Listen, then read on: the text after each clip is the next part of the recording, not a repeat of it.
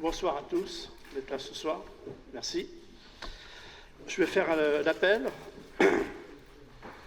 Alors François Bellhomme, présent.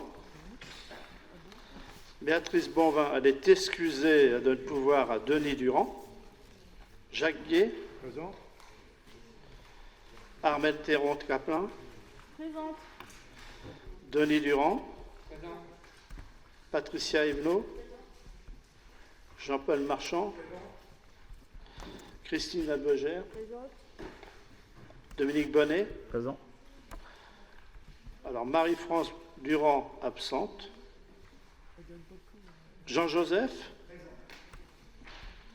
Simone Bellet. Guy David. Marc Baudelot. Philippe Poissonnier. Sylvie Rouzet est absente, donne pouvoir à Jacques Gué. Éric Renel. Stéphanie Richard Duhamel. Sonia Dukourov, elle est excusée, elle donne pouvoir à Christine Albegère. Emmanuel Sauteur. Présent. Cécile Combeau.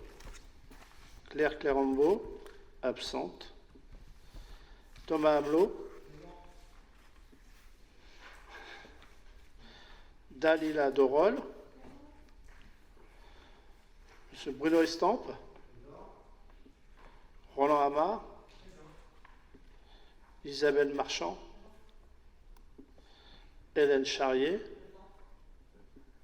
Et Fabrice Pichard. Qui veut être secrétaire de séance? Tu veux bien? Merci Armel. Alors Armel Théron.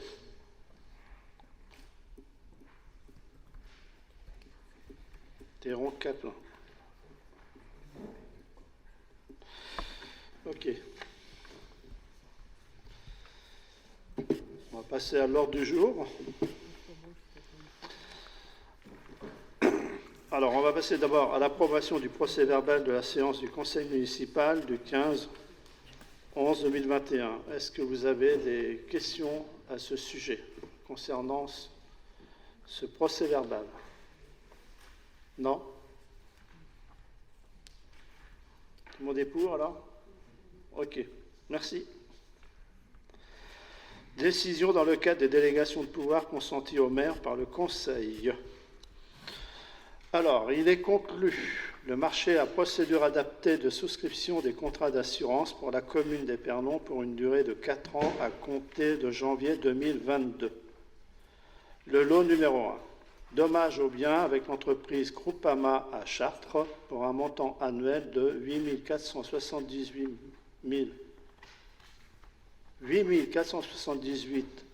€.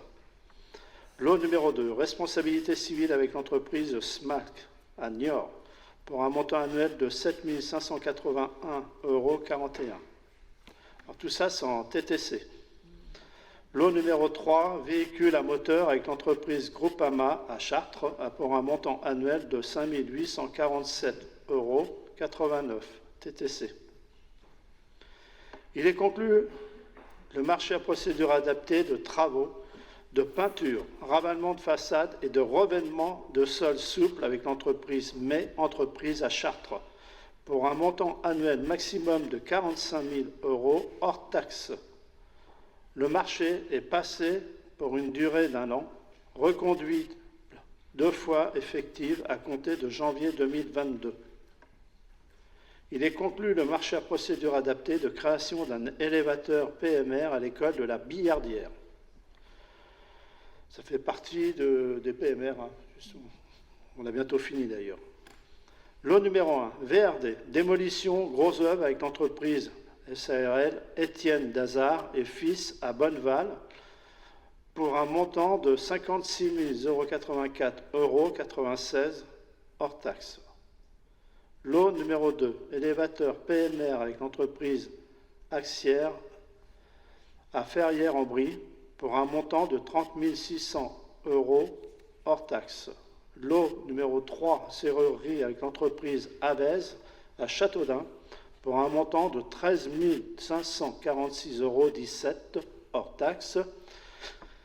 Et le lot numéro 4, électricité avec l'entreprise LTE à Mainvilliers pour un montant de 2 713,72 € hors taxe.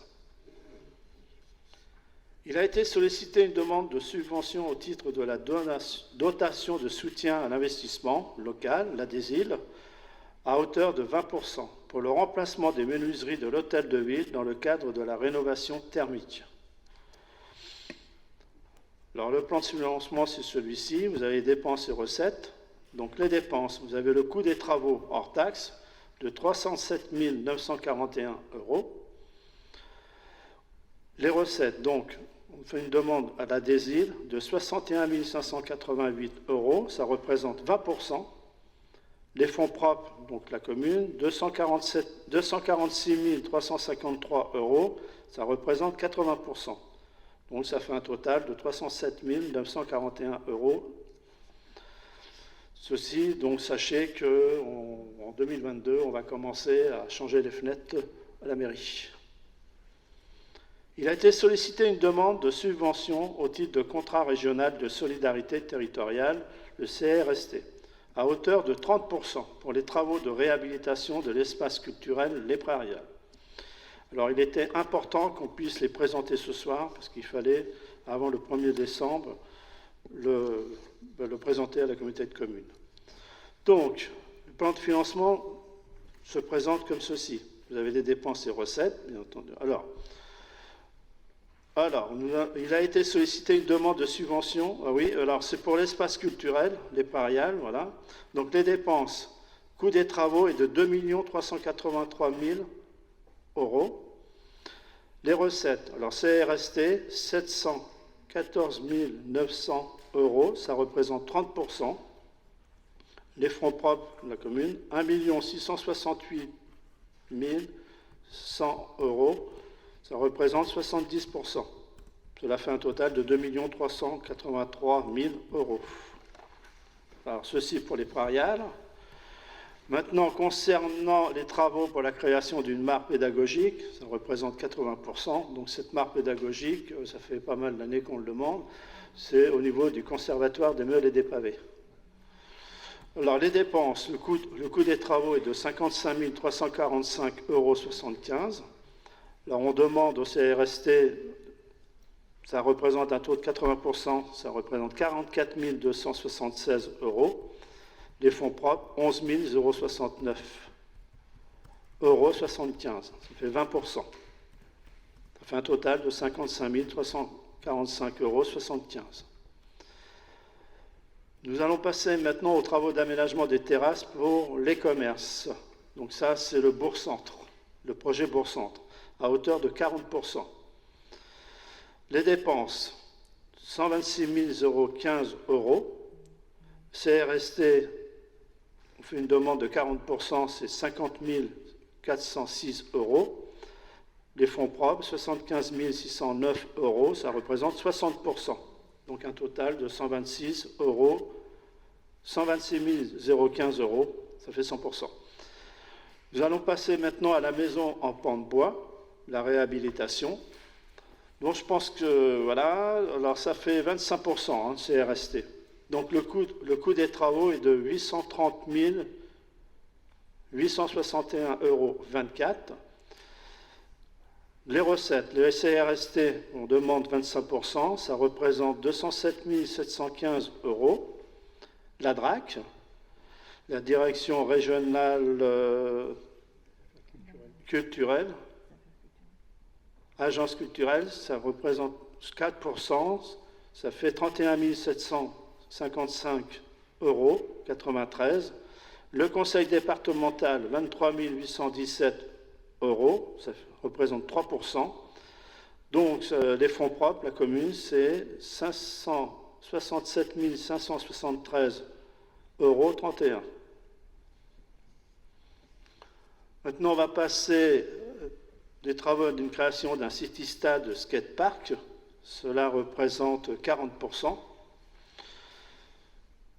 Donc le coût total des travaux est de 66 667 euros. Les recettes, donc on fait une demande au CRST qui représente 40%, ça représente 26 666 euros. Des fonds propres, 40 001 euros, ça fait 60%. Donc ça, on fait une demande au CRST, ça sera inscrit. Maintenant, vous garantir qu'on les aura tous, je ne vous garantis pas, hein, ce sera arbitraire après, parce que ça, c'est sur l'ensemble du territoire. Donc, bon, j'espère faire passer les prairiales, maintenant on verra bien. Bon, voilà, donc il fallait que ce soir, on le passe, on le délibère. Voilà. Vous avez des questions, s'il vous plaît? Ouais.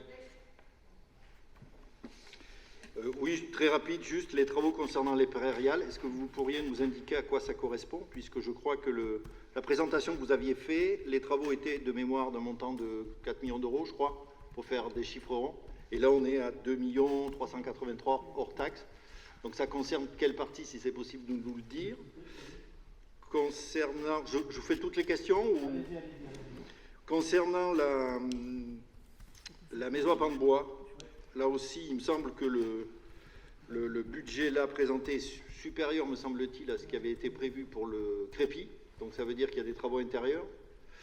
Et est-ce que vous pouvez nous faire un bilan de la campagne qui avait été lancée sur les dons, s'il vous plaît, puisque c'était sur cette maison? Merci. Alors, sur les dons, bon, bah, écoutez, je... Non, c'est vrai, non, mais c'est une bonne question, vous avez raison.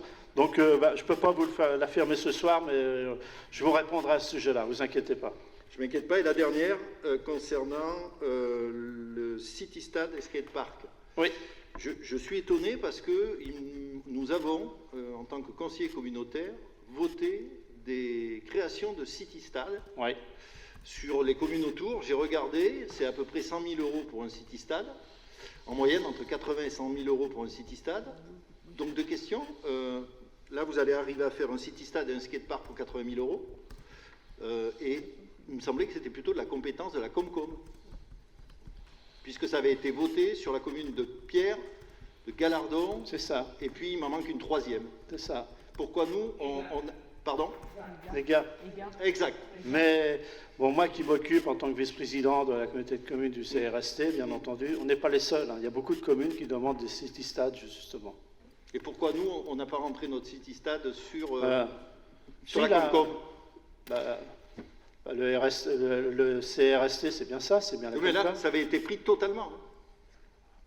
Ah oui, je comprends ce que vous voulez dire. Oui, j'ai bien vu, mais la différence, c'est que l'autre fois, le budget avait été pris totalement par Alors, ma question, est-ce que c'est une compétence obligatoire? C'est pas su. Je pense pas. Si vous allez voir les délibérations qui datent de, je crois, oui, il faudrait regarder ça. Mais ça ne doit pas être une compétence obligatoire. Je pense pas. Bon, bah écoutez, je vous dirai ça. Je peux répondre sur le... Oui, pour les questions purement techniques. Au sujet des prairiales, on parle effectivement de... j'ai plus les chiffres sous les yeux. De 2 383 000 euros hors taxe, c'est le coût estimatif travaux. Les 4 millions que vous avez en tête, c'est le coût total d'opération, toutes dépenses confondues. Donc TTC, maîtrise d'œuvre, contrôleur technique, SPS et pilote et aléa, enfin l'estimation que vous aviez eue. En fait, là, on est uniquement sur la base travaux. Il n'y a que la base travaux qui est subventionnable. En ce qui concerne la maison à pan de bois, l'appel de financement CRST s'est basé sur le dossier initial qui prenait en charge les travaux de façade qu'on a commencé l'an dernier, qu'on va compléter cette année, et les travaux de confortement de maçonnerie et d'aménagement intérieur, sans rentrer dans le détail de l'aménagement intérieur. C'est parce que le CRST, enfin je parle sous le contrôle de monsieur le maire, c'est un contrat pluriannuel qui se relance prochainement à la région, sur lequel il faut qu'on positionne nos opérations. Mais il est évident qu'on va, enfin je pense qu'on va avancer par étapes et en tout cas continuer ce qu'on a fait l'an dernier, c'est-à-dire mettre à jour le pan de bois et le consolider cette année.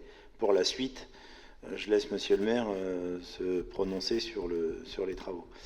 Et en ce qui concerne le City Stade, sans parler du champ de compétences, en restant technique et estimation, Les estimations que vous avez en tête étaient sur des terrains où il fallait faire du terrassement, de la viabilisation. Sur le terrain en question, l'aire est déjà stabilisée, existante. C'est sur le fameux plateau scolaire entre la piscine et les gymnases où l'enrobé et la structure sont déjà faites. Donc il s'agit de poser des équipements sur un sol stabilisé.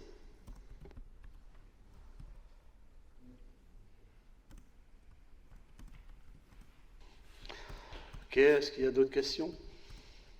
Non? On passe au vote alors? Donc, qui est contre?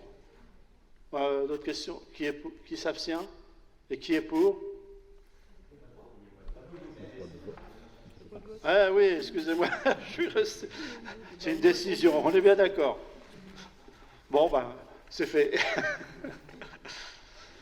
Alors, maintenant, on va passer aux affaires générales. Adhésion de la commune au Pass Culture. Rapporteur, Christine Abegère. Bonsoir à tous et à toutes. Donc, aujourd'hui, on présente le dispositif Pass Culture qui a été expérimenté dans les Pays de Loire et étendu à tout le territoire national. On a fait une commission élargie le 20 juillet. Enfin, c'était pas moi à l'époque. Donc voilà. Ça semblait plutôt intéressant pour nos jeunes. C'est bonne nouvelle, gratuit pour les communes. Ça peut leur apporter une petite cagnotte de 300 € à partir pour les jeunes de 18 ans, utilisable en 2 ans. Voilà, donc on avait vu avec les services culturels municipaux comme les Prairiales, la Pergola, l'école de musique. Certaines associations peuvent aussi s'en servir. Peut-être que ça serait un peu compliqué de mise en place, mais bon, elles n'étaient pas hostiles en tout cas. Voilà, c'est un dispositif gratuit pour les communes, jusqu'à 20 000 €. Ça s'adresse aux jeunes de 18 ans. Et je vous invite à aller sur le site, parce que comme tous les sites internet, il y a beaucoup de petites cases qui vous proposent plein de choses. Voilà, ça leur permet donc... à partir du 1er janvier 2022, le pass est étendu aux 15-17 ans, mais à hauteur, alors un peu moins, ce ne sera pas une cagnotte de 300 € d'un seul coup. Comme vous pouvez le lire, parce que là, le texte est quand même long, certains pourront bénéficier de 20 € l'année de leurs 15 ans, 30 € l'année de leurs 16 ans, 30 € la suivante, et ça pourra se cumuler avec les 300 € à leurs 18 ans. Donc ça peut leur faire une petite cagnotte de 380 € à titre pour des produits culturels. Voilà, ils peuvent acheter des instruments de musique, enfin en tout cas une partie. Ça peut servir aussi à se dépenser pour les classes. Ça peut intéresser les écoles peut-être aussi. Donc voilà, je vous invite à aller sur le site quand même pour voir un peu tout ce que ça représente, parce que le site est assez bien fait. La publicité des entités municipales qui voudront s'en servir est gratuite, c'est-à-dire que si les Prairiales veulent mettre des spectacles à disposition pour que les gens bénéficient de ces 300 €, voilà, toute l'information est gratuite. La publicité est gratuite et voilà, donc ça a un intérêt... on espère que ça aura un intérêt culturel pour amener nos jeunes à se servir de ce dispositif. Voilà. Ok, c'est bon. Est-ce qu'il y a des questions? Et sinon, voilà, donc le conseil municipal est invité à approuver l'adhésion au dispositif Pass Culture à compter du 1er janvier 2022 et autoriser monsieur le maire ou son représentant à signer toute pièce nécessaire à l'exécution de la présente convention. Avez-vous des questions là-dessus, sur le pass? Je pense que c'est une bonne action qu'on mène pour nos jeunes. Hein. Comme disait Mme Abegère, ça ne coûte rien à la commune. Non, bien au contraire. Aux jeunes non plus. Ça a été discuté à la commission culture. Je pense que, voilà, il faut le faire. Il ne faut pas faire. Voilà. Bon, qui est contre? Qui s'abstient? Qui est pour? L'ensemble du conseil? Merci. On va passer au point 3.2, au rapport d'activité annuel 2020 du SICTOM de la région de Rambouillet. Rapporteur Denis Durand. Merci Monsieur le maire, bonsoir. Pour vous dire que le président du SICTOM, c'est M. Benoît Petitpré, et que ça représente, on fait partie d'un ensemble de communes qui représente 40 communes adhérentes, 90 284 habitants et 36 607 ménages. Voilà. Monsieur Durand, ça c'est le rapport d'activité 2020. Oui, c'est ça. Parce qu'actuellement, c'est plus Monsieur Petitpré, là, en 2021. En 2020, on En parle de 2020. 2020. Oui, D'accord. monsieur le maire. Ok. Oui. Considérant que les communes peuvent transférer à un établissement public de coopération intercommunale, EPCI, ou un syndicat mixte la compétence de collecte et de traitement des déchets des ménages. Considérant que le président de l'EPCI adresse chaque année au maire de chaque commune membre un rapport retraçant l'activité de l'établissement accompagné du compte administratif arrêté par l'organe délibérant de l'établissement, ce rapport fait l'objet d'une communication par le maire au conseil municipal en séance publique, au cours de laquelle les représentants de la commune à l'organe délibérant de l'établissement public de coopération intercommunale sont entendus. Sur l'exposé présenté, le conseil municipal est invité à prendre acte du rapport 2020 du SICTOM de la région de Rambouillet de collecte et de traitement des déchets. Rapport d'activité annuel 2020 du SICTOM par voie dématérialisée. Voilà, monsieur le maire. Donc vous avez tous eu le fameux rapport du SICTOM. Je ne sais pas si vous l'avez lu tous. Hein? Bon, il est simple. Hein? Bon. Vous avez des questions à poser sur ce rapport? Non? On passe au vote? Allez-y, Madame Charrier. Juste une question sur la question de la gestion des points de regroupement des déchets à Épernon, enfin en tout cas qui, dans la vieille ville, pour certains, pose problème. Est-ce qu'on est à l'optimisation? Alors, je ne parle pas de la collecte d'ordures ménagères qui, elle, semble globalement bien se passer, si ce n'est que tous les samedis soirs, en ce qui concerne le haut de la rue Normande et tout le coin de la vieille ville, tout est plein. Le vendredi soir, en fait, le début du week-end, tout déborde dans tous les points de collecte. Mais il y a aussi la question de, enfin, en fait, est-ce qu'il n'y a pas un meilleur rythme de collecte à organiser pour les années à venir que ce qu'on a actuellement, parce que finalement, on se rend compte que parfois les déchets plastiques qui passent tous les 15 jours ne sont pas forcément pleins. Quand les déchets de verre qui passent toutes les 5 semaines, eux, débordent, est-ce qu'on est aujourd'hui à l'optimum? Est-ce qu'on ne peut pas travailler cette question? Les ordures ménagères, elles me semblent à peu près correctement. Oui, on est d'accord. Oui. Bon, ça veut dire quoi? Augmentation des tarifs. Hein. On est bien d'accord, on aura plus. Mais sachez que là, j'ai pas de oui, réponse. non, mais c'est tout est possible. C'est une question d'optimisation. Voilà, la réflexion, c'est une tout question. Est possible, est-ce mais... qu'on peut optimiser les ramassages de façon à ce que oui, on mais dépasse c'est un les surplus, débordements? c'est un surcoût. Hein. On est bien d'accord, Mme Charrier. Hein. On l'entend. Oui, non, mais... On est d'accord. Ouais. Par contre, ce que je voudrais vous dire, c'est que là, actuellement, on a reçu justement le SICTOM au CTM. Et ils ont fait alors ça, c'est autre chose. Ils ont fait la tournée avec M. Durand. Oui. Parce que sachez que maintenant, ils n'ont plus le droit de reculer. Maintenant, ça va. Ils n'ont plus le droit. Voilà. Et on est en train de travailler à ce sujet-là parce qu'ils voulaient justement faire des points de regroupement. Mais il y a des ruelles où c'est pas possible, parce que ça veut dire quoi? C'est des investissements. Et puis où regrouper?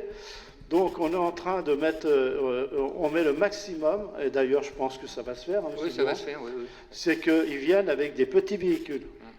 Voilà. Et qu'ils puissent passer justement, il y a des endroits où ils ne peuvent pas passer, là où ils pourront passer. Donc il y a une réflexion là-dessus. D'accord? Maintenant, pour optimiser ça, je ne peux pas vous le garantir. Tout est possible, hein, on est bien d'accord, mais sachez que c'est un surcoût, hein, bien entendu. Hein. On peut imaginer, mais cela dit, c'est aussi toujours un problème que de circuler dans nos vieilles rues, surtout quand c'est les week-ends où on a les randonneurs, on a des visiteurs, et qui tombent sur ces points qui débordent.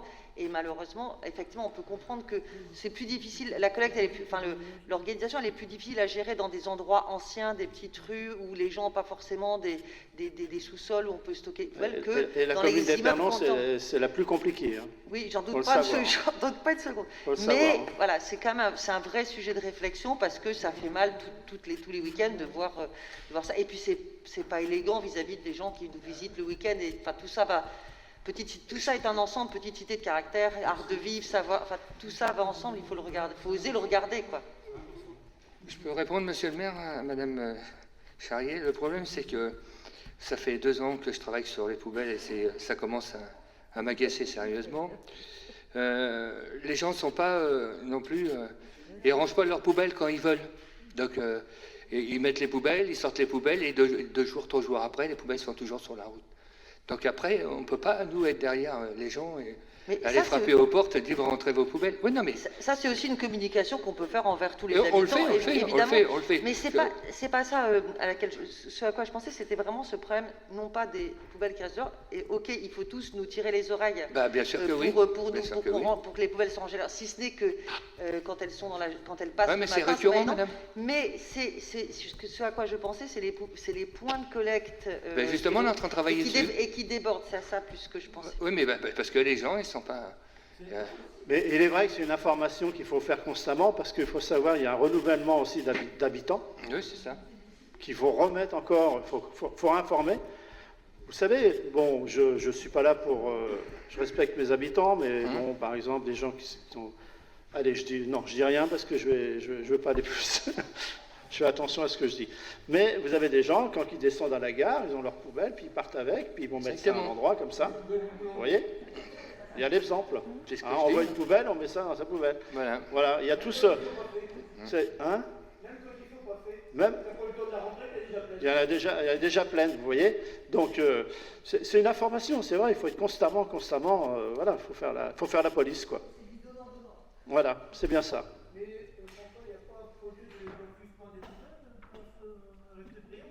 Si, dans le projet, il y aura l'enfouissement. Oui, si. Oui. À faire. D'abord, je trouve que le tri, on le fait mal. On le fait mal dans les lieux collectifs, on le fait extrêmement mal.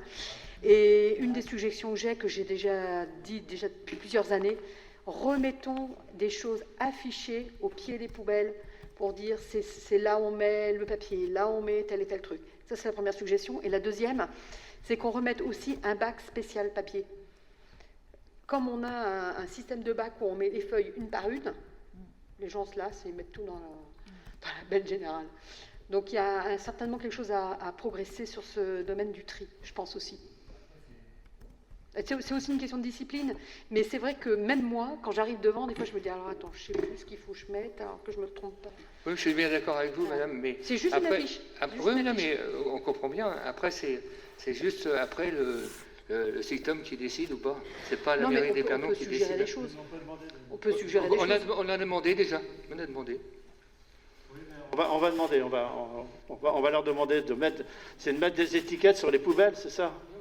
Ou même afficher, parce qu'on reçoit tous les ans, on reçoit un document qui rappelle comment il faut procéder. Oui. On le lit quand on le lit, puis ça finit à la poubelle, puis après on ne sait plus. Il vaut mieux que ce soit affiché, je trouve. Voilà.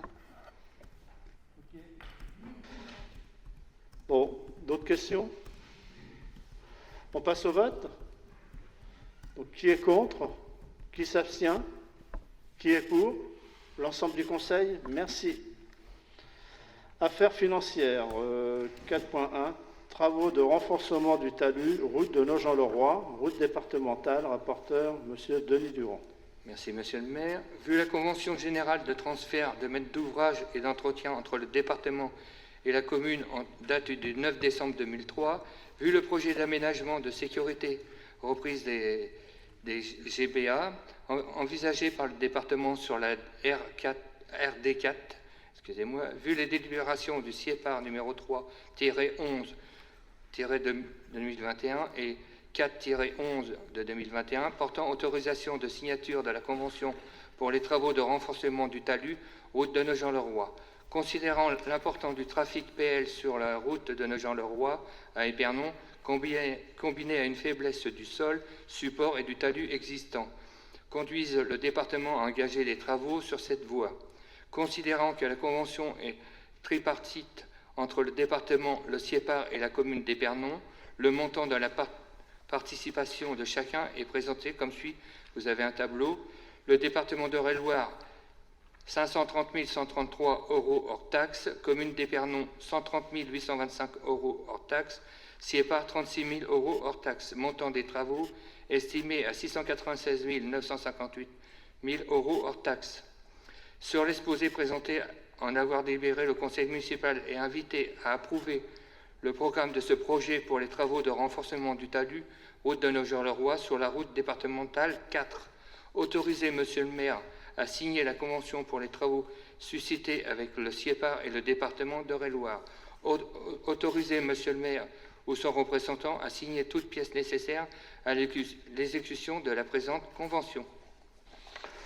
Donc, voilà, vous savez, c'est en montant à la justice, c'est juste en face, vous êtes aperçu, vous avez un talus qui commence à partir du côté de la Gueule.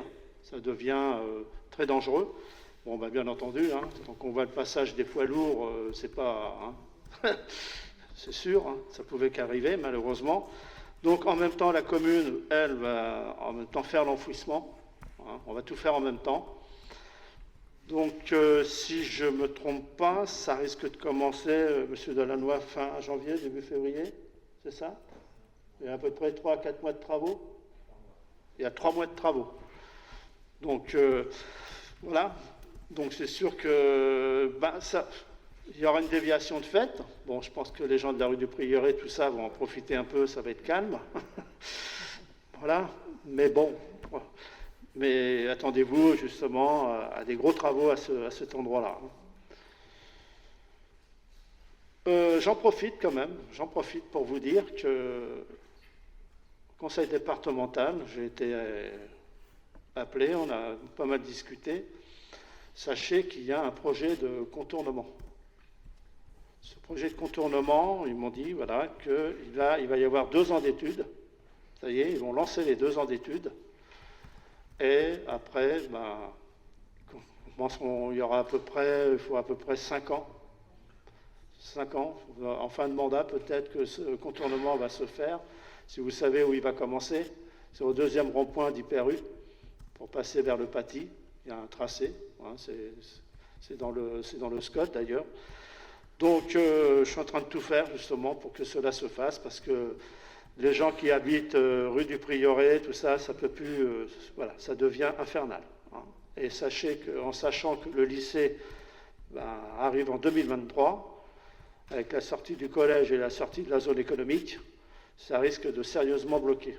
Donc, je pense que ça devient indispensable. Pour moi, personnellement, il faut que le bien vivre à Épernon, il faut penser à ces gens qui subissent cette rue du Prieuré qui devient impossible. Donc j'en profite pour vous dire ça, hein, c'est que des études vont commencer. Maintenant, quand les chantiers vont commencer, je ne peux pas vous dire, mais on m'a dit à peu près dans 5-6 ans. Voilà. Si tout va bien, je dis bien. Voilà. Est-ce que vous avez des questions à poser, sinon, concernant le renforcement du talus? Non? Sur le renforcement, non. Juste une inquiétude, merci pour l'information. Juste une inquiétude quand même, et vous le savez mieux que moi, c'est que les études sont quand même réalisées depuis des années. C'est qu'il y a eu un premier projet, un deuxième projet qui ne fait pas l'unanimité suivant les endroits où il passe, et que donc aujourd'hui vous nous annoncez qu'il va y avoir une autre étude qui va être faite. Donc l'idée, il ne faudrait pas non plus qu'on reproduise à l'infini les études pour calmer la vindicte populaire des gens qui habitent dans le secteur, qui effectivement en ont plus que marre, au-delà des risques qu'il y a pour la route. Vous l'avez évoqué tout à l'heure. On peut même s'étonner qu'il n'y ait pas encore de camion qui a basculé en bas. Donc, je crois qu'il ne faut pas se contenter uniquement de ce qui est dit. Il faut derrière faire une pression constante, parce qu'on voit bien que depuis des années, on a dit, mais on n'a pas obligatoirement fait, en tout cas sur ce secteur-là, même si on a fait sur d'autres secteurs. Non, mais je vous entends, Monsieur Stamp, hein. Sachez que Si je m'étais présenté au département en tant que suppléant, c'était la raison à laquelle je me suis présenté. Sinon, je ne me présenterais pas. Donc c'est pour ça. Et là, je suis derrière. Et je vous assure que, d'ailleurs, le président des portes auréliennes, M. Stéphane Lemoine, étant premier vice-président du département et des routes, il en est vraiment conscient. On sait très bien qu'il va se passer vraiment quelque chose qui va bloquer.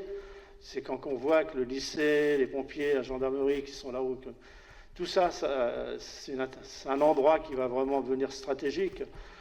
Sorti de la zone industrielle, le collège, tout ça, on sait très bien qu'à un moment, on ne va pas pouvoir faire autrement. On ne peut pas faire autrement. Je pense qu'on est vraiment obligé. Et croyez-moi qu'on est derrière. Moi, je ne lâcherai pas là-dessus. Voilà, c'est ce que j'ai à vous dire. Mais c'est vrai, il y a eu plusieurs études, hein, on est d'accord. Voilà. Bon, on peut passer au vote. Qui est contre? Qui s'abstient? Et qui est pour? L'ensemble du Conseil? Merci. Passer au point 4.2, clôture du budget annexe des Pariales. Rapporteur, M. Jacquier. Merci, Monsieur le maire. En considérant les résultats budgétaires du budget annexe des Prairiales, il s'agit d'excédents ou de déficits pouvant être transférés en tout ou partie.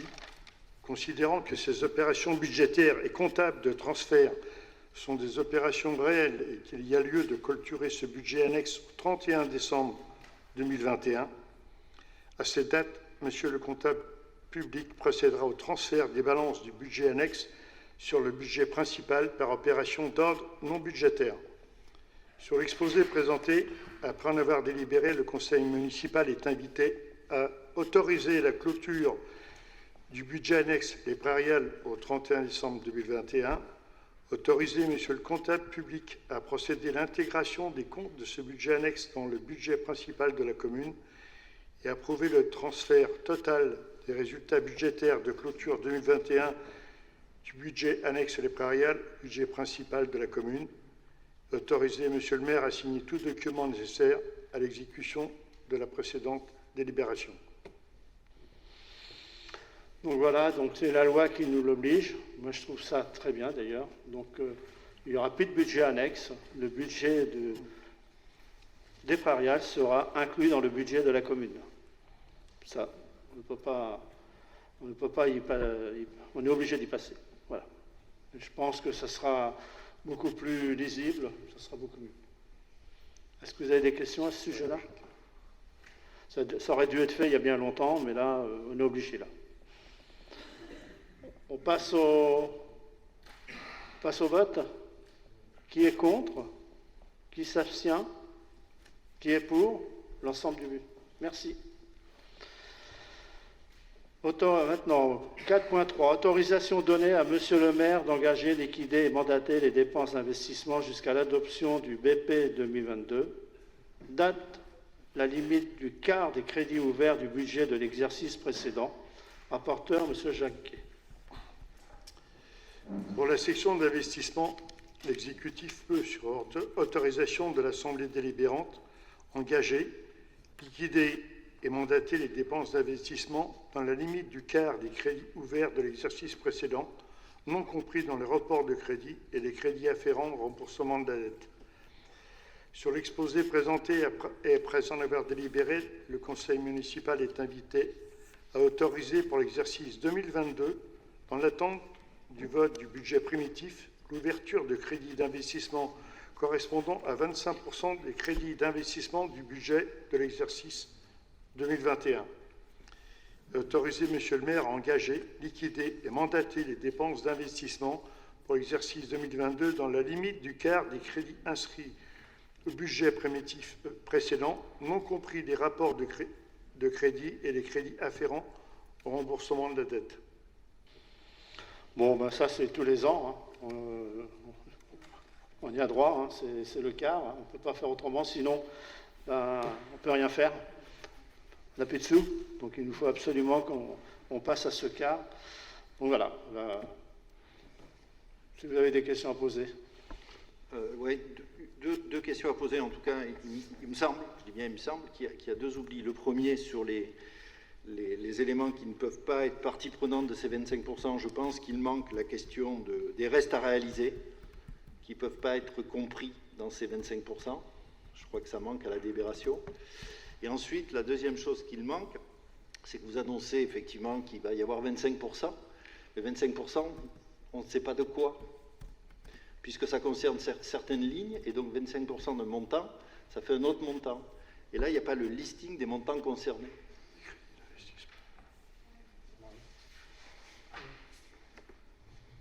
Des crédits d'investissement. Alors, le reste à réaliser est bien un reste à réaliser sur le BP 2021. On parle du quart des crédits sur le BP 2022, les 25%. Et, pardon, autant pour moi. Les 25% du budget précédent à engager en prévision du budget 2022. Donc les restes à réaliser ne rentrent pas dans le BP 2022. Je crois que si. Non. Vous verrez avec vos collègues de la Concorde. Et les 25% du budget, ben, je viens de vous répondre, ce sont les 25% du budget précédent. Mais on pourra apporter plus de précision ultérieurement. J'engage mes collègues élus conseillers communautaires qui sont ici, y compris M. Jacquet, à aller vérifier les délibérations qu'ils ont reçues pour le Conseil de jeudi. Où bien évidemment la même délibération est proposée, puisqu'elle l'est dans toutes les collectivités. Mais ceci étant dit, ça ne change rien sur le listing lié effectivement aux lignes concernées et aux montants concernés.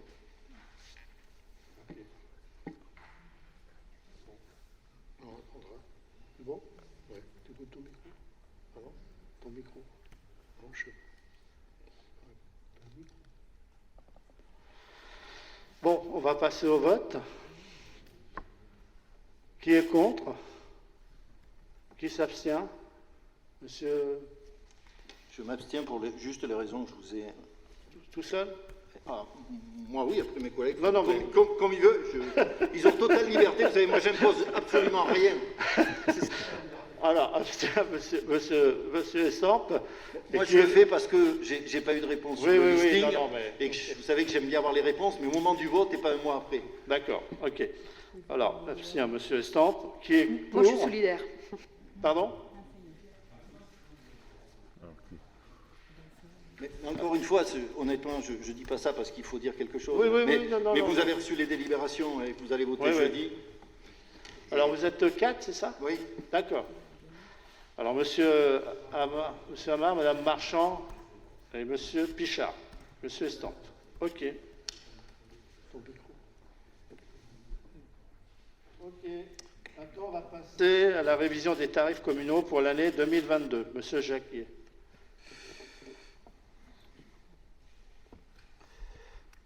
Bon, concernant les membres du conseil municipal et de la commission des finances qui a eu lieu le 24 novembre dernier, propose l'évolution des tarifs communaux présentés ci-après.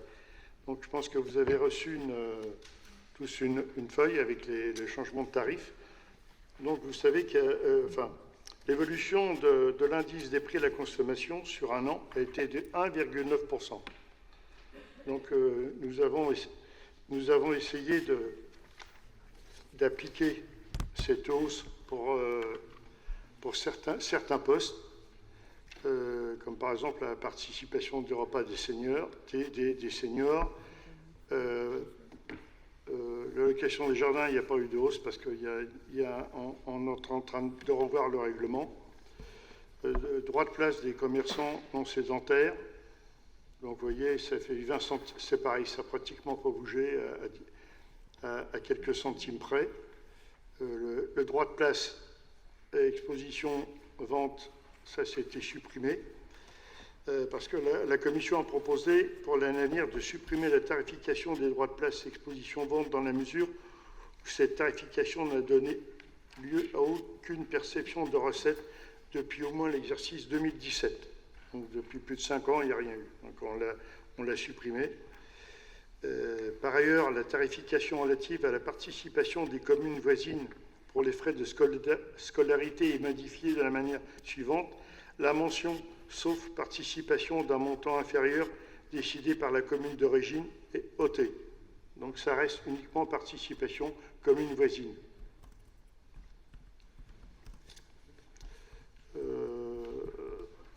Le rotateur, c'est un changement. Refacturation aussi d'enlèvement des véhicules sans changement.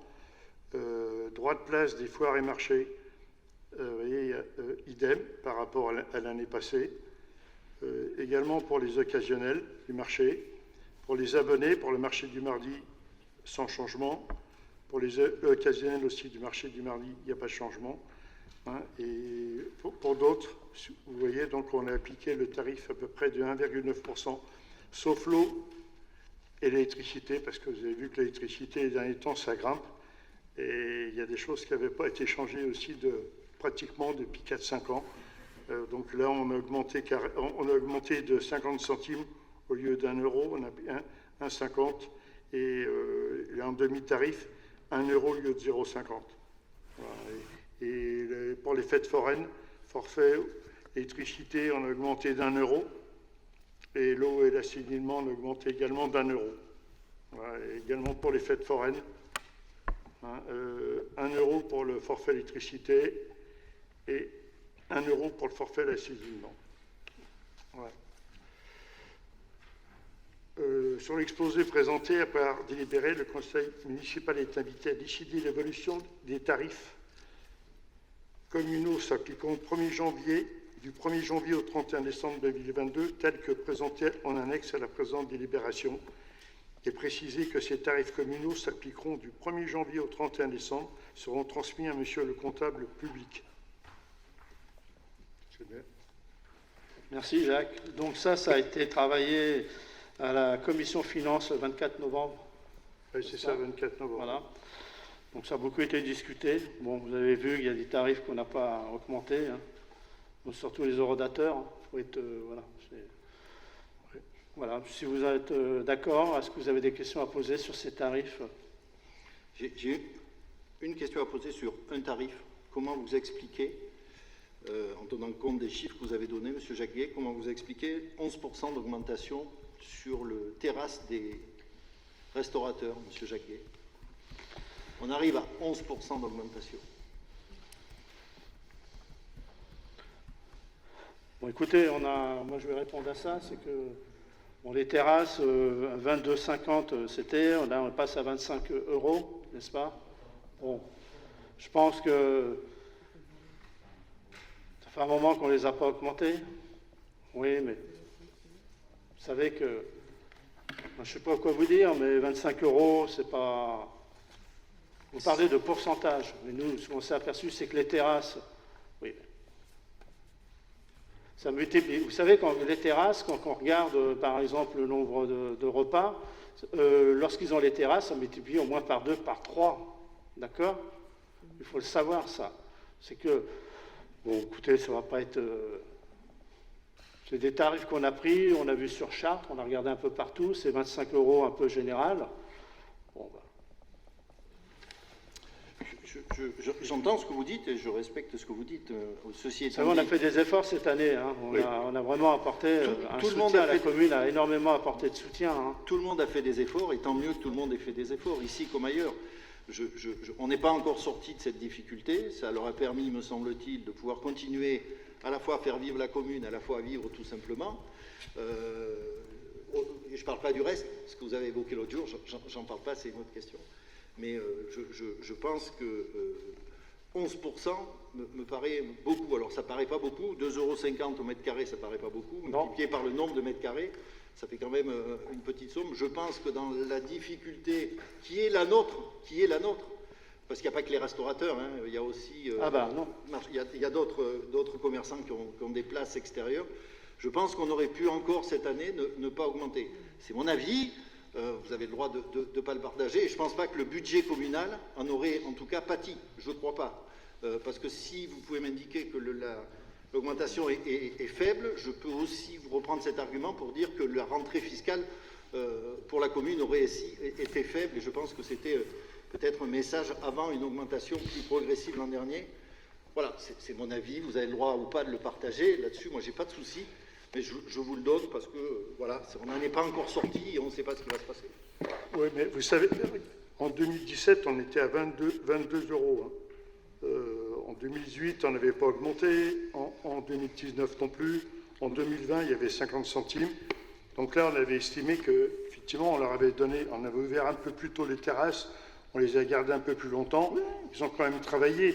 Et au bout d'un moment, il faut peut-être aussi qu'on bouge un peu le tarif. Bon, c'est le seul tarif qu'on a vraiment, on a bougé. On est passé de 22,50 à 25. C'est vrai que ça fait à peine 10%. Voilà. Ça fait 11%, c'est pas moi qui le dis, c'est dans un rapport de la mairie. C'est pas moi, c'est dans un rapport de la mairie. Mais oui, vous avez raison. J'entends ce que vous dites. Je ne remets pas en question et en cause ce que vous dites.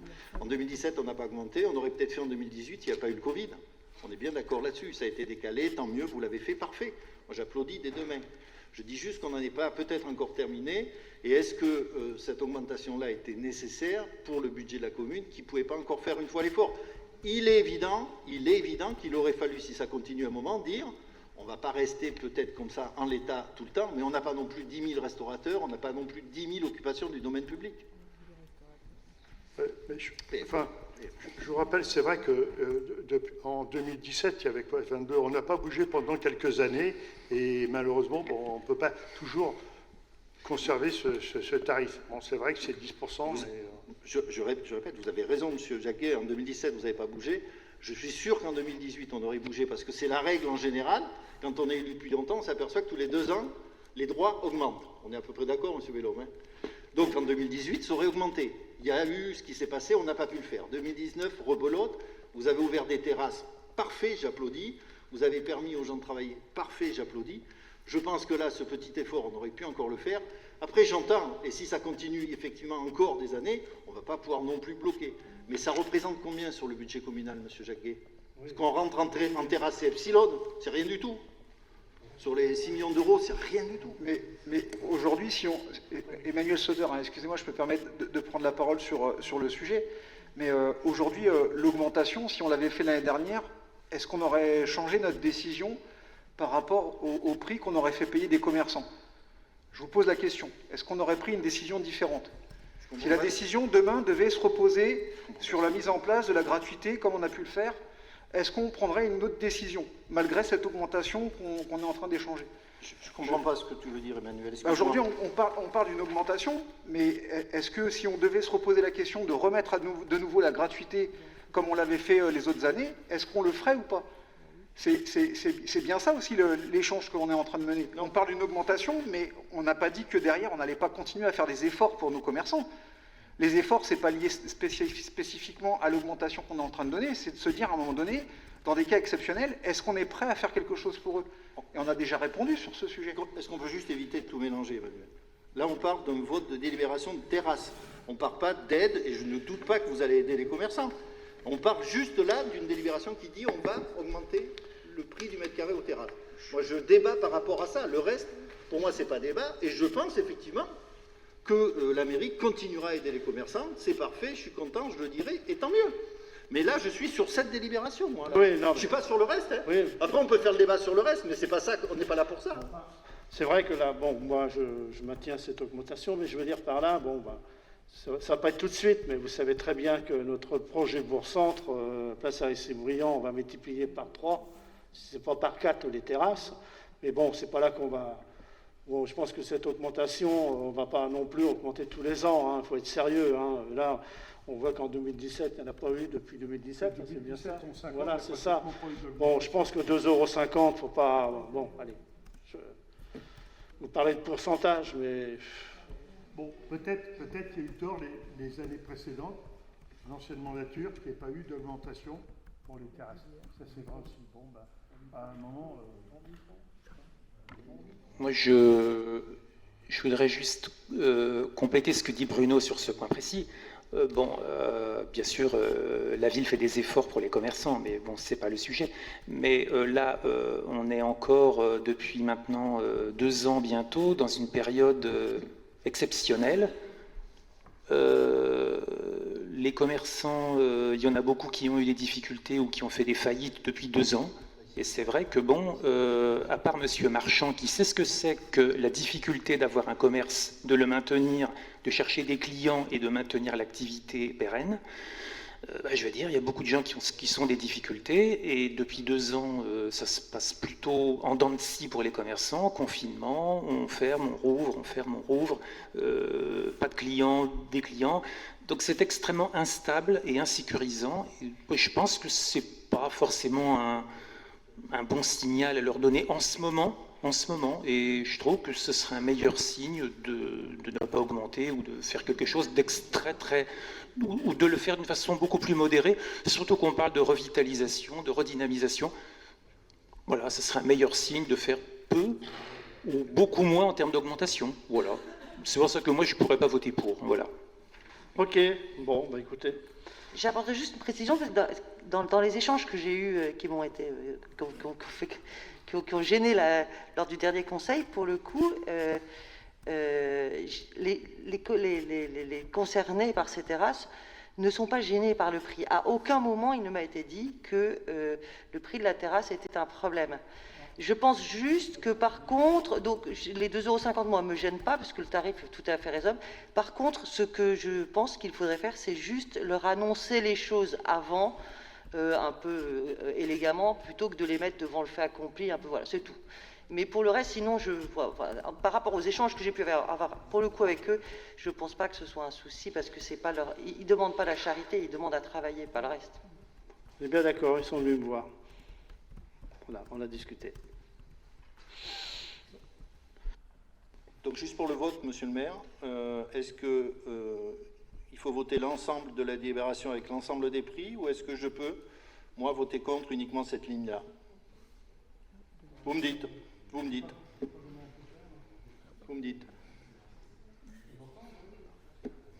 Là, ça peut être que l'ensemble, hein, c'est inscrit. Donc si c'est ça, moi je ne voterai pas pour, parce que je ne suis pas d'accord avec ça. Je pense qu'on aurait pu réduire le montant qui était demandé.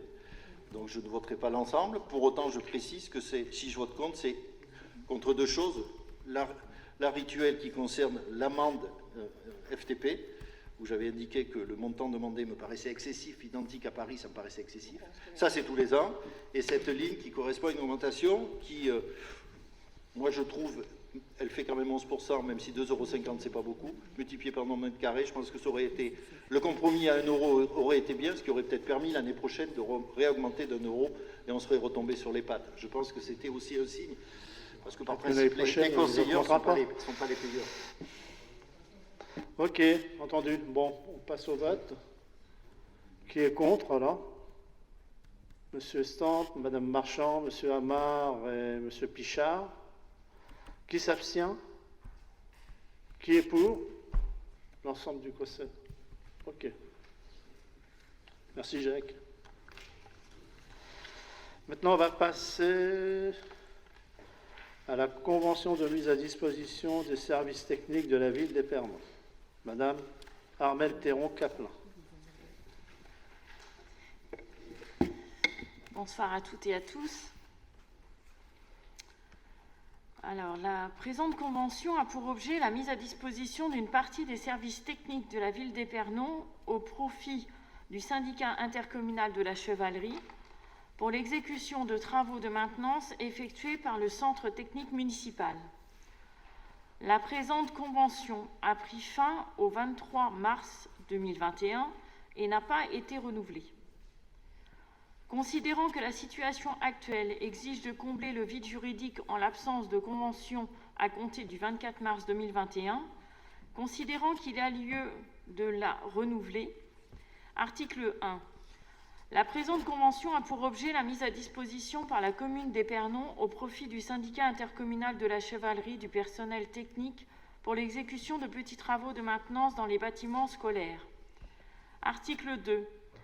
Les agents concernés par la prestation de services restent sous la seule autorité du maire de la commune d'Épernon. Sous la responsabilité du directeur des services techniques, ils tiennent à jour un état récapitulatif précisant le temps de travail et la nature des interventions effectuées pour le compte du syndicat. Article 3. Un tarif horaire de la prestation sera établi par la commune d'Épernon en tenant compte des salaires, charges, indemnités et primes des agents concernés, de la formation et des congés payés, de l'amortissement du matériel et des outils nécessaires à la réalisation de la prestation, du coût administratif de la réalisation de la prestation.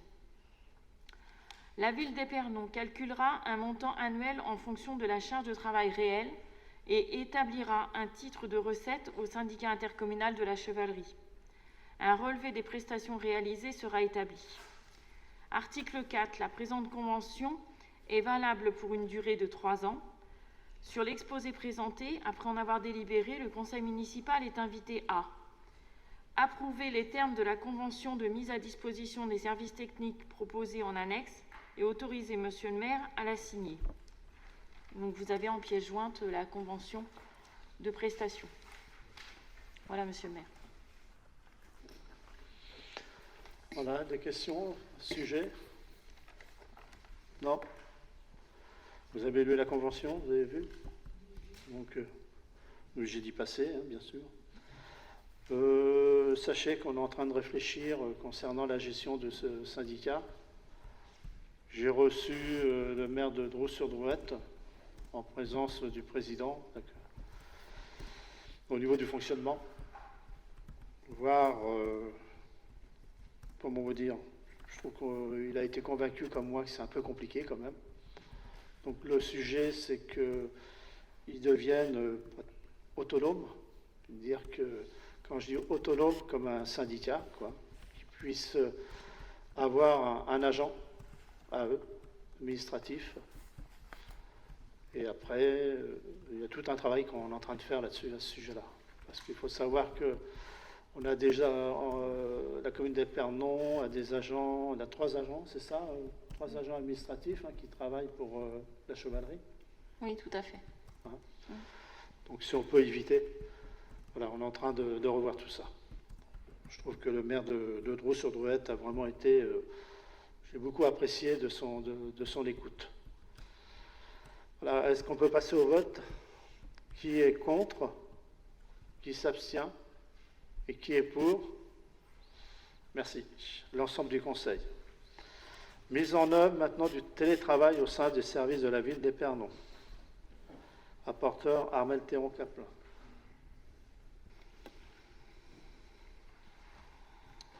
Vu l'avis favorable du comité technique en date du 25 novembre 2021, il est rappelé au conseil municipal que lors de la période de la crise sanitaire vécue depuis le printemps 2020, certains agents de la ville ont été placés en travail à domicile pour répondre aux prescriptions de l'urgence sanitaire de façon dérogatoire.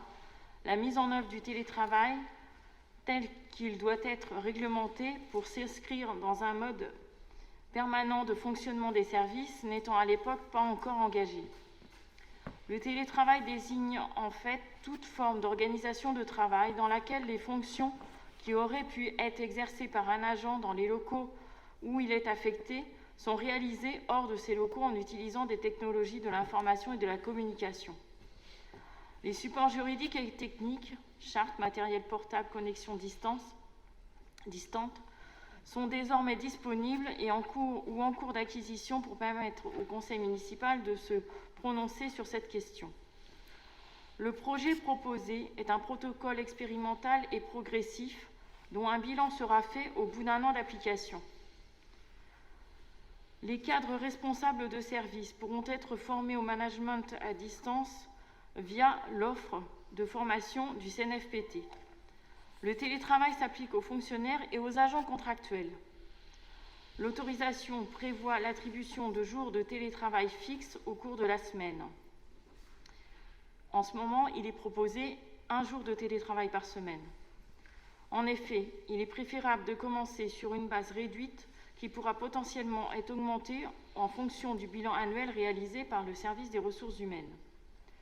Les agents exerçant leurs fonctions en télétravail bénéficient des mêmes droits et obligations que les agents exerçant sur leur lieu d'affectation. La mise en place du télétravail répond à plusieurs objectifs poursuivis par la municipalité. Une bonne articulation et un meilleur équilibre entre vie privée et vie professionnelle, une contribution au développement durable, une diminution des déplacements domicile-travail en limitant leurs conséquences, le stress, la fatigue, les risques routiers, et à une meilleure attractivité de la collectivité, recrutement et fidélisation. La charte annexée définit les modalités générales et opérationnelles du télétravail dans l'organisation des services municipaux. Elle propose un cadre très général et les règles seront adaptées et pourront être restreintes en fonction des services. Le télétravail suppose avant tout qu'il soit matériellement possible en termes de postes et de liaisons informatiques et que les tâches des agents soient télétravaillables. Il convient d'être prudent sur l'impact que pourra avoir le télétravail sur le volume d'activité de la mairie, qui se doit en priorité de répondre aux nécessités du service public.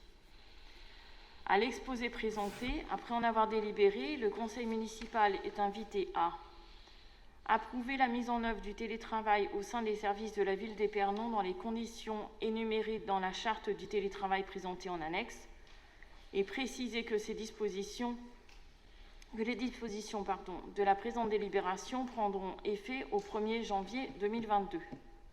Vous avez en annexe, par pièce jointe, en voie dématérialisée, la charte de télétravail.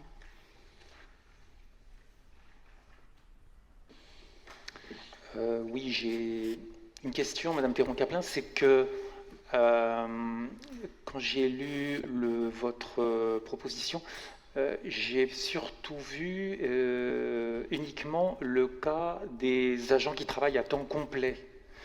Et je n'ai pas vu, sauf erreur peut-être, le cas du temps partiel pour les agents en TNC.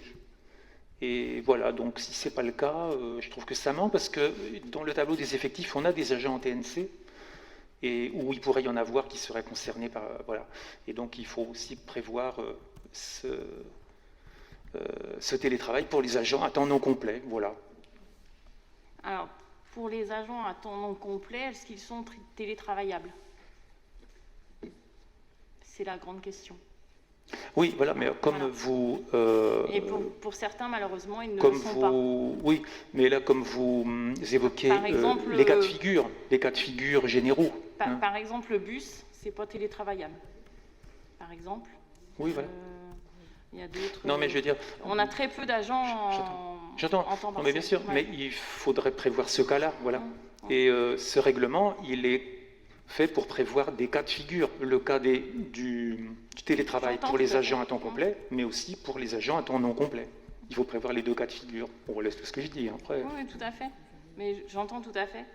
Mais sachez que de toute façon, il est évolutif. Donc, il n'est pas du tout structuré. C'est pour Voilà, il peut déjà évoluer. avoir une charte de base déjà.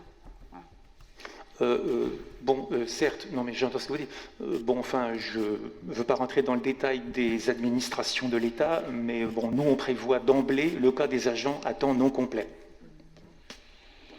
Ouais. Bon, bah, on a bien travaillé au niveau du CT, hein, bien entendu, à ce sujet-là. Oui, tout à fait. Il a reçu un double avis favorable au niveau des élus et au niveau des agents. C'est ça. Parce que 3 avis favorables pour les élus et 3 avis favorables pour les agents. Ok. Il y a d'autres questions? C'est bon? On passe au vote. Qui est contre? Qui s'abstient? Moi, je m'abstiens parce que... Vous abstenez, monsieur Amar? Bon, oui, je demande que les agents à temps non complet soient prévus dans Ok. ce règlement, voilà. D'accord. Alors, monsieur Amar s'abstient. Et qui est pour? Ok. On va passer maintenant à la mise en œuvre du temps de travail. Armel Théron-Caplin. Oh, les vues, là. Oui, je vais passer les vues.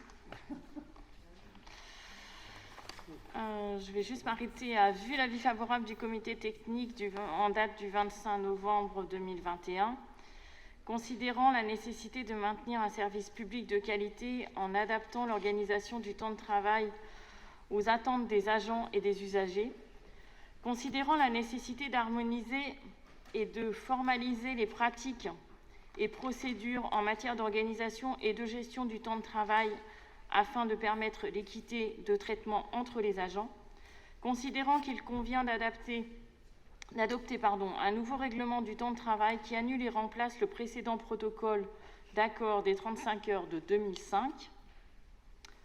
L'article 47 de la loi du 6 août 2019 de transformation de la fonction publique prévoit la suppression des régimes dérogatoires de la durée légale de travail.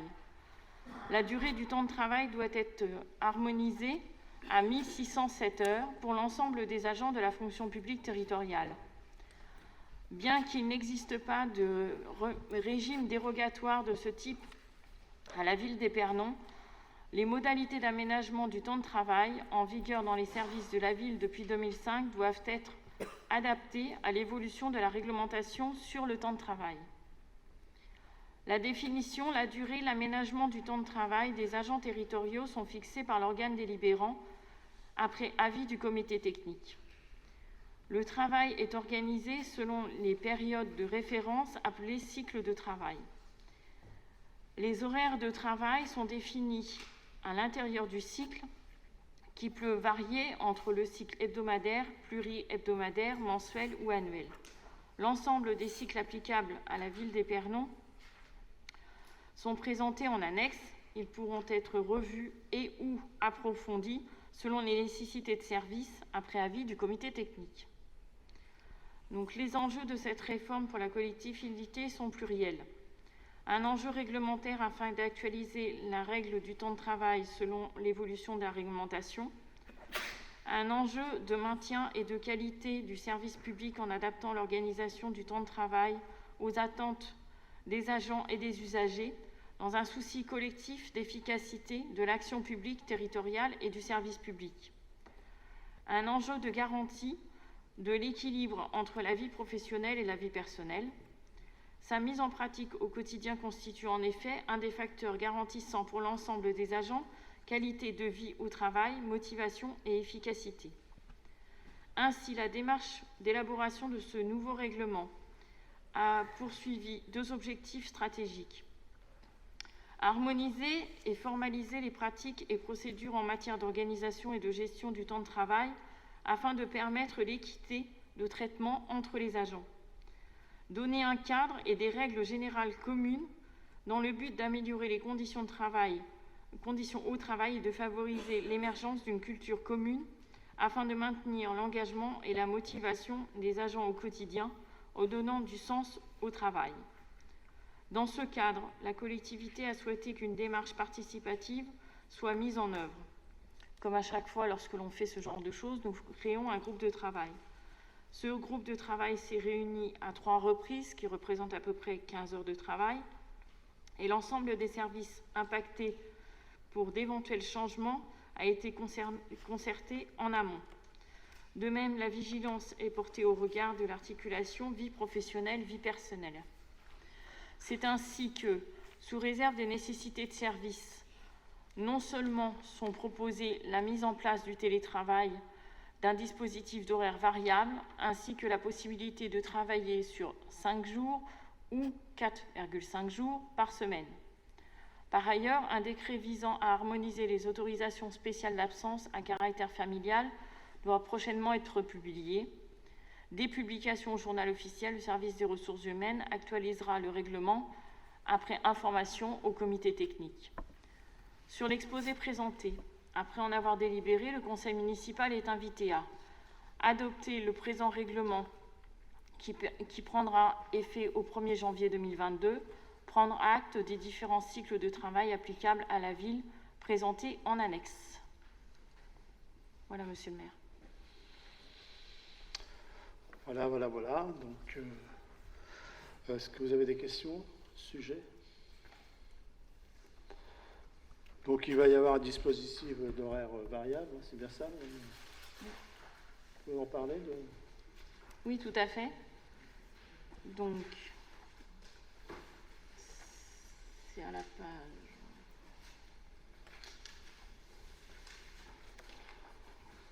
Donc, page 11. Vous avez un petit tableau récapitulatif avec la répartition du travail quotidien organisé, avec une plage mobile entre 8h et 9h qui permettra aux agents d'arriver, pour certains qui viennent de loin, avec un peu moins de stress en fonction de certaines conditions, que ce soit horaire par lien de véhicule ou de train. Plage fixe de 9h à 11h30. Une autre plage mobile entre 11h30 et 14h qui leur permettra éventuellement de respecter aussi la pause méridienne des 45 minutes pour déjeuner. Mais s'ils ont besoin de temps pour un rendez-vous ou pour récupérer un enfant à l'école ou autre chose. Une plage fixe de 14h à 16h et à nouveau une plage mobile de 16h à 19h avec éventuellement un temps variable. Ça s'accompagne de la règle du débit, crédit et report d'heures, avec la consommation des heures et les différentes possibilités. Donc, comme vous pouvez constater, c'est une certaine souplesse à nos agents, justement, que il faut savoir que les plages, je trouve, moi je vais vous dire en toute honnêteté, moi pendant quand je travaillais, bien entendu, je travaillais comme ça, avec des plages variables comme ça. C'est souple, on n'a pas de stress, et je pense que c'est une bonne façon d'amener une qualité de vie pour nos agents. Bon, bien entendu, ça a été travaillé, hein, comme on l'a dit, hein, ils se sont réunis à 3 reprises, hein, c'est un groupe de travail, ça a bien été réfléchi. Le CT, ça a été validé, n'est-ce pas, Mme Théron? Oui, tout à fait, monsieur le maire. Voilà. Voilà, donc si on peut passer au vote. Vous n'avez pas de questions? C'est bon? Donc, qui est contre? Qui s'abstient? Et qui est pour? L'ensemble du Conseil? Merci. Maintenant, on va passer, comme d'habitude, hein, c'est tout, la création de postes permanents et modifier du tableau des effectifs. Rapporteur, Madame Armelle Théron-Caplin. Considérant la nécessité de créer un poste d'adjoint technique territorial en vue de la mise en stage d'un agent contractuel actuellement recruté sur le grade d'adjoint technique principal de première classe, considérant la nécessité de créer un poste de rédacteur catégorie B en vue du recrutement d'un juriste marché public secrétariat général, un agent technique contractuel actuellement recruté sur le grade d'adjoint technique principal de première classe donne entière satisfaction. Afin de pouvoir le stagiairiser, cet agent sans concours, à compter du 1er janvier 2022, il convient de créer un poste d'adjoint technique. Il convient également de créer un poste de rédacteur territorial dans le cadre du recrutement du juriste marché public secrétariat général. Article 1. Il est proposé la création d'un poste budgétaire d'adjoint technique territorial afin d'occuper les fonctions d'agent technique polyvalent à l'espace culturel des Prairiales. Création d'un poste permanent à compter du 1er janvier 2022 d'adjoint technique territorial à temps complet 35-35 heures avec ouverture sur le grade d'adjoint technique territorial, soit un poste budgétaire à créer. Création d'un poste de rédacteur territorial à temps complet, 35-35 heures, pour occuper les fonctions de juriste marché public secrétariat général, avec ouverture sur le grade de rédacteur territorial, un poste à créer, soit un poste budgétaire à créer. En cas de recherche infructueuse, l'emploi pourra être occupé par un agent contractuel sur les fondements des articles 3-2 et 3.3.2 de la loi du 26 janvier 1984. En cas de recours à un agent contractuel, son niveau de rémunération sera compris entre l'indice majoré 343 et 503. Sur l'exposé présenté, après en avoir délibéré, le conseil municipal est invité à décider de créer les postes budgétaires mentionnés ci-dessus, d'acter la modification du tableau des effectifs et d'acter que les crédits nécessaires sont disponibles au chapitre 012. Voilà, monsieur le maire. Ok. Voilà, donc vous avez dû vous apercevoir dans le tableau des effectifs pourvus. La dernière fois, on était à 73, là, on est à 74, car sachez qu'on a embauché justement une personne concernant la communication, Monsieur Anna Mathieu, qui a pris son poste, donc ça fait 74. Sinon, ben, voilà, si vous avez des questions à poser.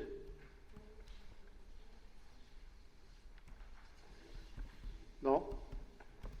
On peut passer au vote? Excusez-moi.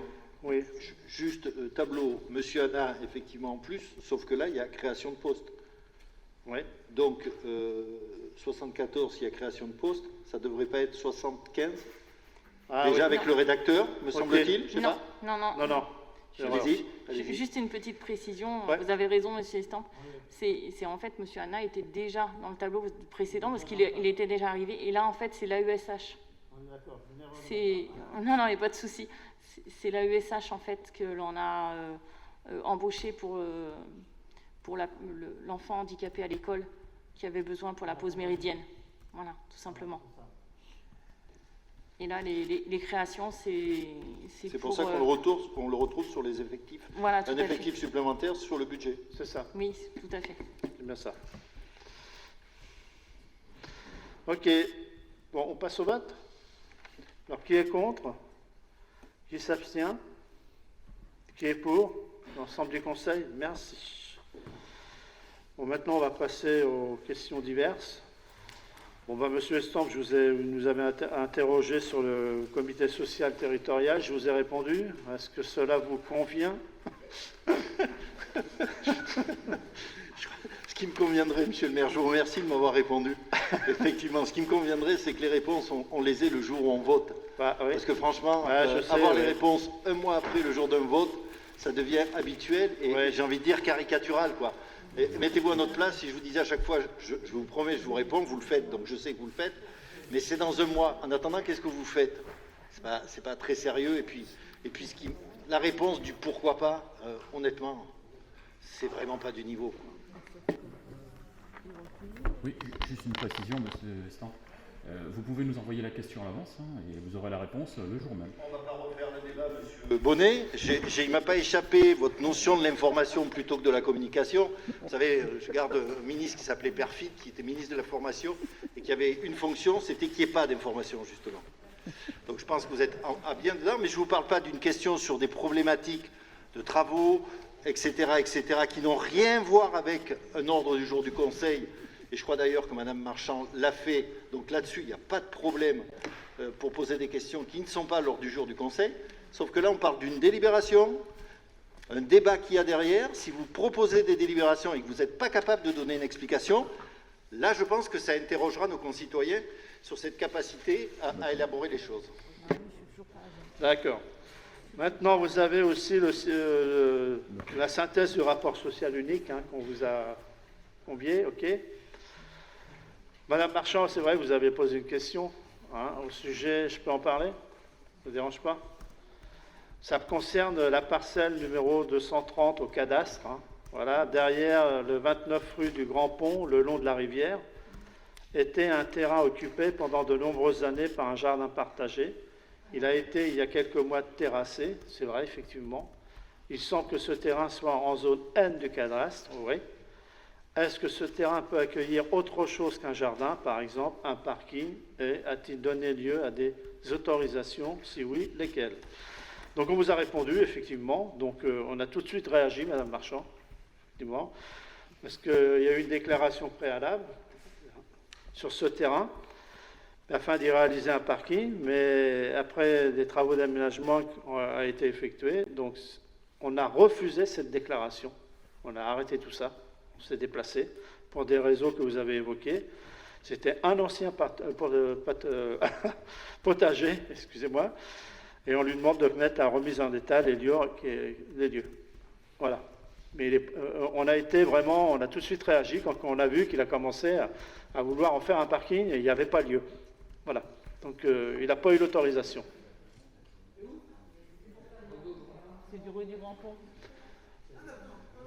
Oui, c'est. Tu vois où est-ce que c'est? Non, c'est un monsieur qui se permet des choses. D'ailleurs, voilà, je ne sais pas où il est, d'ailleurs, il est parti, je ne sais pas ce qu'il est devenu. Mais... Il est parti en Bretagne. Voilà. Enfin, semble-t-il, hein, parce que c'est compliqué. Madame Evenot, je crois que tu voulais nous... Pardon. Patricia Evenot, adjointe au logement social et référent défense. Donc je souhaitais vous faire une information sur le bilan des logements sociaux en 2021 sur notre commune. Donc nous avons 721 logements sur la commune d'Épernon sociaux. Le principal acteur est la SA Eure-et-Loire Habitat qui a 74% de logements sociaux sur Épernon. Habitat Eurélien 19%, soit 138 logements, et 7% pour les 3F immobiliers, 51 logements. Nous avons eu en 2021 584 demandes de logement, 157 demandes d'habitation d'Épernon, 200 demandes d'habitants hors Épernon et ayant demandé Épernon en premier, et 225 demandes n'ayant pas demandé Épernon. Je fais des permanences le lundi et le samedi, donc j'ai eu 153 rendez-vous, soit 127 pour le logement, 10 pour les cartes de résident, 6 pour une domiciliation et 3 pour le social. Voilà mon bilan de l'année. Avez-vous des questions? Merci Patricia. Pas de questions? C'est intéressant à connaître justement. On voit qu'il y a beaucoup de mouvements dans les logements, bien entendu. Ils viennent tous un peu partout, quoi, de la région parisienne, un peu... Alors, on a beaucoup, non, au contraire, Chartres Métropole, car les gens souhaitent venir sur Épernon par rapport à la gare. On a aussi le domaine au niveau du Covid, où beaucoup de gens ont demandé, donc dans toute la France entière, de venir sur Épernon parce que leurs enfants habitaient Épernon, donc ils voulaient un rapprochement. Et après, voilà, la campagne, le côté vert d'Épernon attire. Ok. Merci pour le travail que tu fais, Patricia. Merci. Vous le savez tous, vous le savez, c'est que le cocktail annulé, on ne va pas s'amuser à faire la fête alors que ce n'est pas le moment. Les vœux du maire, de même, j'annule, on ne va pas... Voilà. Donc, sinon, qu'est-ce qu'on peut dire de plus? Moi, je tiens à remercier les élus qui ont travaillé pour les marchés de Noël. Ça a très bien fonctionné. On a réussi à faire la jonction entre les pressoirs et puis le centre-ville. Je pense que on va le reconduire l'année prochaine. C'est un début, Emmanuel. Ok, Eric. Voilà, vous avez été... Voilà, je trouve que c'est une réussite. Et merci pour tout ce que vous avez fait. Voilà, je vous remercie tous. Si vous permettez, Monsieur le maire, j'aimerais aussi remercier l'ensemble des agents municipaux qui ont participé, qui sont vraiment beaucoup donnés sur cet événement. Caroline notamment, la police municipale aussi, qui ont eu un petit peu du fil à retordre. Bon, on améliorera le processus l'année prochaine. J'aimerais remercier aussi beaucoup le club 3C, avec qui le partenariat était vraiment, vraiment sympa. On a vraiment bien bossé ensemble. L'Espernon aussi. Voilà, donc, et puis AME qui a participé aussi à la décoration de la vitrine du BIT. Voilà. Non, je pense qu'on peut être ravis. Bravo. Donc écoutez, moi je vous souhaite de bonnes fêtes de fin d'année. Faites attention à vous, en espérant que 2022 sera mieux que 2021. Il faut le souhaiter. Voilà, donc merci à tous. Prochain conseil? Alors, le prochain conseil. Le prochain conseil, janvier, le 17.